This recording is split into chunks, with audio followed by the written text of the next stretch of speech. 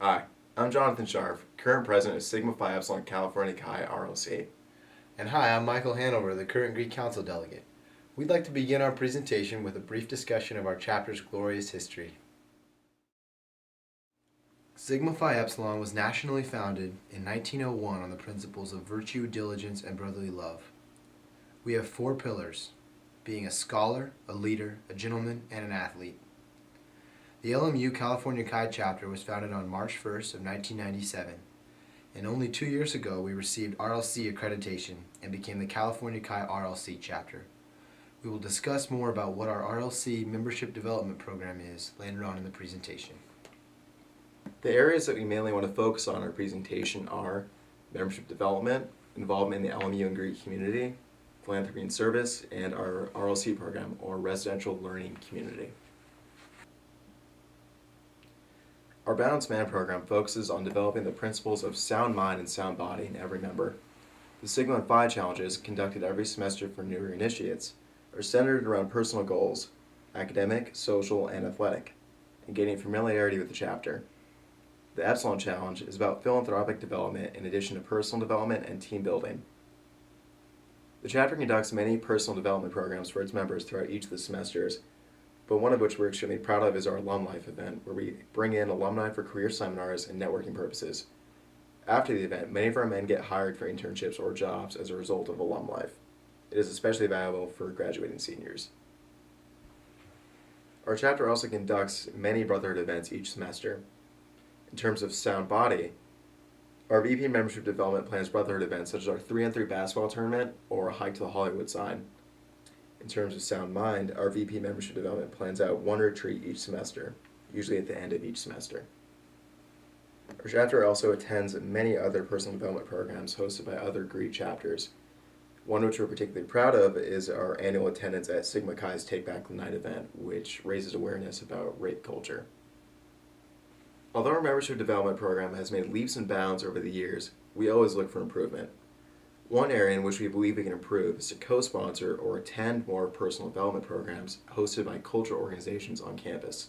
We learned that after our Greek Week camaraderie Sigma Lambda Beta that we didn't want our connection with the cultural groups on campus to end. So over the next year we hope to co-sponsor an event with the cultural group on campus. Another area we would like to discuss is our involvement in the LMU and the Greek community.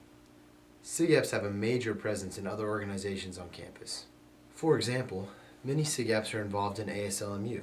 In particular, this past year, Vinny Casario and Jason Abbott held the positions of President and Vice President.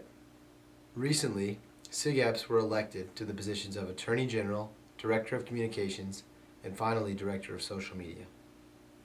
Overall, at least 90% of SIGEPs are involved in something on campus outside of the chapter, be it an occupation, a service org, an athletic team, or another student organization. Also, in accordance to our Scholar Pillar, our chapter hosts our annual Balanced Living Scholarship Banquet every fall semester. At the banquet, both LME faculty and freshmen are invited. Both men and women are awarded scholarships of up to $1,000. Those men and women are awarded because we find their achievements to be in accordance to our Balanced Man ideal. This year, we've made many improvements to our BLS banquet. First, we invited more faculty from LMU, which helped spread awareness of our scholarship. Second, we have set aside more funds in order to give out more $1,000 scholarships and $500 scholarships to runner-ups. This next academic year, we've already set aside an extra $2,000 to award to the freshmen at the event. Also, we are setting aside larger funds to award chapter scholarships to our own members for outstanding achievements in relation to each of our pillars. For example, if we see a large overall academic improvement in a member, we will award him the DuBois Scroll Scholarship. Next, we will talk about philanthropy and service. In terms of philanthropy, we have made large improvements. For our own philanthropies, we continue to host All In for Alzheimer's, our joint philanthropy with Lambda Chi Alpha, and our spring philanthropy, Footballin'. We have improved both of these philanthropies greatly. For example, for our event with Lambda Chi Alpha, we raised much higher funds this year. We also aim to invite more non-Greeks to the event in order to be more inclusive to the rest of the university. We also cut down on expenses of the event to donate more funds to the Alzheimer's Foundation of America. As for Footballin', most notably, we increased our donations this year by $1,700. with donations still coming in. Also, we have begun to connect this philanthropy with our new hands-on service. This new hands-on service, which we developed in the fall semester, is volunteering at the Cancer Ward at Children's Hospital Los Angeles. Our first visit was April 1st, 2013. The following are pictures from our first visit. Footballin' donates to childhood cancer. We now have been able to foster a connection between our philanthropy and service on a consistent basis, something that no other Greek organization on campus has done before. Upon our first visit to the hospital, we learned that after each surgery or treatment, such as chemotherapy or radiation, a child receives a toy. Our funds from Footballin' go directly towards buying toys for infants. These toys were the lowest in supply at the hospital. Again, we look to improve upon all of our endeavors. In terms of our philanthropies, we continually lower our expenses in order to donate more to our philanthropies. Also, like we did at All In for Alzheimer's, we look to keep being more inclusive of the rest of the non-Greek LME community, shortening the gap between Greeks and non-Greeks. For our service, we are going to continue our service at CHLA. It has been a meaningful experience for members that have gone so far. The process of becoming a volunteer at the hospital is not an easy one. In order to become a volunteer, a person must show written record of 2 MMR shots, take 2 tuberculosis tests, no matter when you received your last one, take an alcohol and drug test, complete a large volunteer application, and attend a 2-day orientation. So far, we've gotten 15 other members through the process this past month, and we look to make that number continually grow. Next, we will discuss Sigma Phi Epsilon's RLC program. Since we have received our RLC accreditation, SIGEP has strived to foster a more educationally enriched, academically supportive environment within our chapter. We currently have 4 active faculty fellows: Dr. Susan McDaniel, Department of Communication Studies; Father William Fulco, Theology and Archaeology; Professor Andrea Niemi from Student Leadership and Development; and Shannon Taylor from the Ignatian Leadership Academy. Our Fall 2012 Leadership Academy course was taught by Professor Andrea Niemi and Professor Shannon Taylor. This was a university-accredited 1-unit course. The aim was how to best utilize the values of SIGEP in order to create a positive change within our own chapter and the community. Now in the spring 2013 semester, we have 2 new Ignatian leadership courses, taught by Professor Niemi and Professor Taylor. These 2 courses are different than the one in the fall. Ultimately, we have decided to maintain these 3 courses and have members take each one on a rotational basis: 490 in the fall, EDLA 489, and 491 in the spring. Also, Father William Fulco has continued his tradition of having his Theology 398, Archaeology and the Bible course. This 3-unit course fulfills the upper division core requirement for theological studies. Permission of the instructor is required. Traditionally, this course has been intended primarily for members of Sigma Phi Epsilon, although others may also be admitted. Usually, there are approximately 30 in the course, about 20 of whom are SIGEP brothers. Another addition to the RLC program has been the institution of Yale meetings throughout this past semester. Our first Yale meeting included a presentation by alumni Sean Tierney and Bennett Heems. Our second Yale meeting was a presentation by Dr. Susan McDaniel, one of our faculty fellows, about relationships. It included a panel of sorority girls for us to have an open forum discussion and learn a little bit about the opposite sex. Both were very, very productive. In terms of how we are improving our RLC program, we are looking to have female mentors for our Sigmas, tentatively called Sigma Phi Epsilons. We are hoping this will make sure our Sigmas are gentlemen throughout their entire college careers. Also, we are looking to hold more Yale meetings and find more faculty fellows. And finally, Father Fulco has decided to have a new course in the fall for our SIGEPs.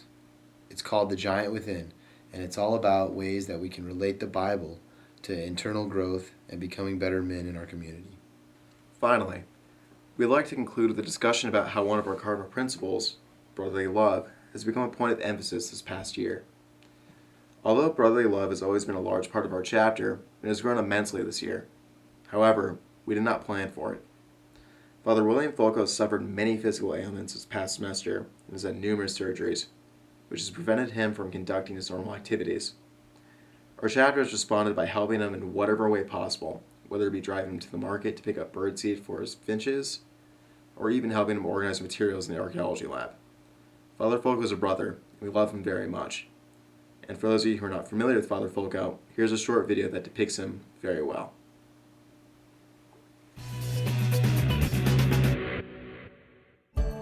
I'm Father William Fulco. I've been a Jesuit now for 58 years. I teach archaeology and ancient Near Eastern languages and Old Testament at Loyola Marymount University in Los Angeles. As you can see, I'm constantly going back and forth to Egypt and Israel, the West Bank, and Jordan. When I was at Yale doing my doctorate, which was in the, when was it? It was in the late 60s. I had a lot of money given to me by the university. So I knew I'd eventually be teaching archaeology. I asked my Jesuit superiors, do you mind if I begin investing some of this in an archaeological collection to use as an instrument for teaching later on? And they said, sure. Now, through gifts and through acquisitions and one thing or another, here housed at Loyola Marymount University, over 4,000 or 5,000 registered Greek and Roman coins in silver, gold, bronze, with a value probably approaching $1 million.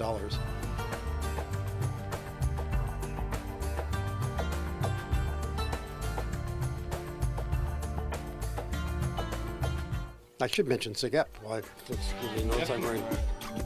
One of the best things in my career has been to be the faculty moderator for our big fraternity on campus. It's been a very rewarding experience for me.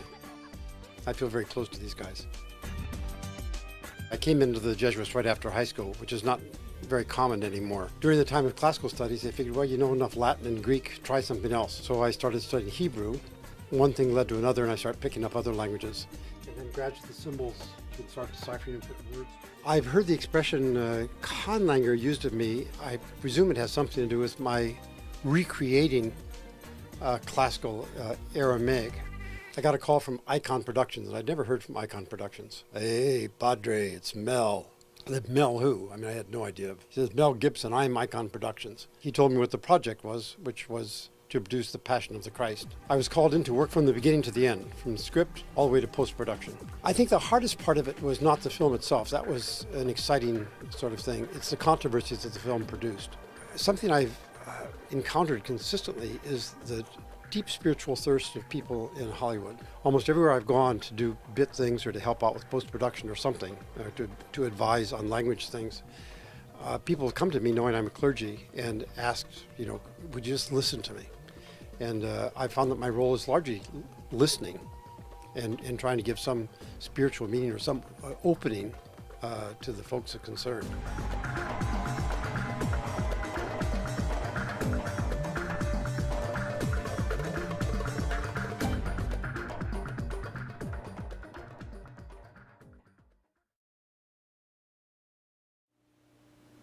In closing, thank you very much for watching our presentation.